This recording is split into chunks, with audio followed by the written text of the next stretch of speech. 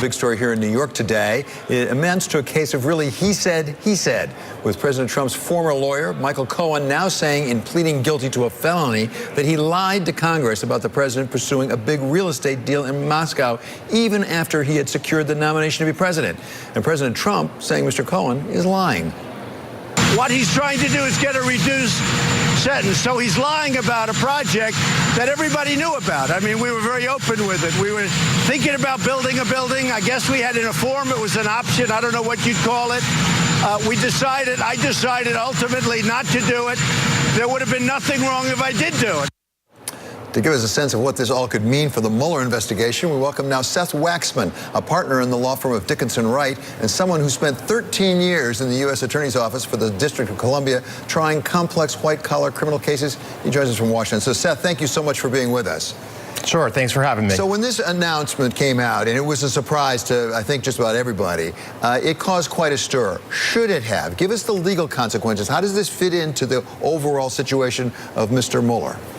Yeah, this is hugely significant. I mean, you have Trump's longtime consigliere who is now making it clear that he is fully cooperating with the Mueller investigation, sharing whatever information he may have. And on top of that, of course, he's now pled guilty to lying to Congress and making it clear that even despite the president's repeated denials, there were efforts to create this Trump Tower Moscow all the way through into the spring and summer of 2016, right around the time of that critical Trump Tower meeting.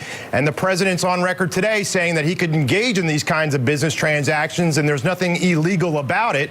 Well, I have to disagree. You know, if at the time those transactions were trying to take place, this Trump Tower Moscow, the president was promising Russians he would reduce or eliminate sanctions on Russian oligarchs, that can be a quid pro quo. That can be a federal bribery charge and other very serious federal offenses. So this is a huge day for the Mueller investigation. In other words, publicly, we're now learning about it. And again, another bad day for Mr. Trump. And that, of course, assumes that Mr. Cohen is telling the truth now. I mean, what he's pleading guilty to is having lied to Congress already. President Trump says he's lying. How do you put a witness like that forward as a practical matter? Because he can be certainly subject to impeachment pretty readily.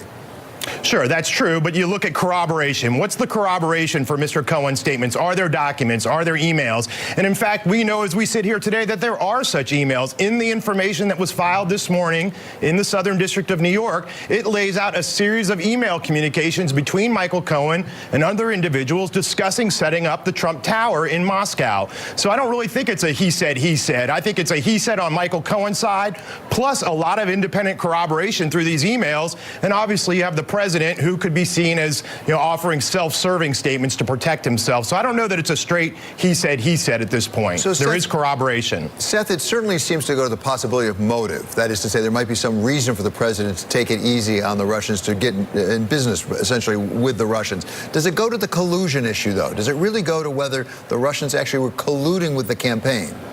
Absolutely it does, for the reasons I stated earlier. If at the time the Russians were meeting with the Trump team campaign, Manafort, Trump Jr., and Kushner in the Trump Tower meeting seeking relief under the Magnitsky Act, these Russian sanctions that the U.S. was imposing, and at the same time there was a promise to reduce those sanctions while Mr. Trump was trying to get favorable real estate deals in Moscow and accepting dirt on Hillary Clinton, that feeds right into a federal bribery charge. There's also, foreign aid to a campaign that can be a criminal offense. So this really goes to the heart of the Mueller investigation and fits squarely into this time frame where Mueller's been looking for so long. So if it plays out, and we don't know how it'll play out, but if it plays out, is it enough? Or do they also need, they didn't get Manafort apparently to turn. That's what it appears to be right now. I mean, they're going after him saying he lied to them as part of the deal.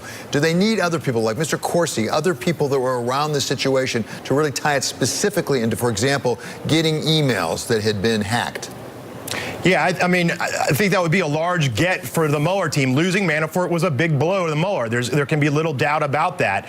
And figuring out how those emails, the hacked emails, were put into the public atmosphere is key. If that can be linked back to an order from Trump too Corsi, too Stone to get the material out into the public without having the Trump campaign's direct fingerprints on it, that can go directly to this idea of conspiracy or collusion. So, whether they need more, I think we're seeing only the tip of the iceberg, even here to this day, of what Mueller's sitting on. But this all goes to this idea of a conspiracy between the Russians and the Trump campaign to influence the 2016 election. You said it, Seth, what he's sitting on. And my final question is, why now? Why did this get done right now? Because it appears they've been working with Mr. Cohen for a while now. What's the timing? Are they trying to send signals to somebody else? Well, I mean, there's been some speculation that they were waiting to get Trump's answers to these written questions before dropping this dime. So that could be one reason. It could be this is when the lawyers all had the case scheduled and it just is happenstance.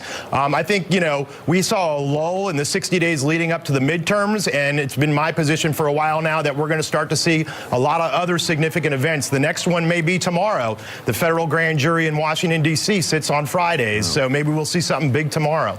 Well, if so, I hope you'll come back and talk with us about it. Many thanks to Seth Waxman. He's a former federal prosecutor, now a partner with Dickinson Wright.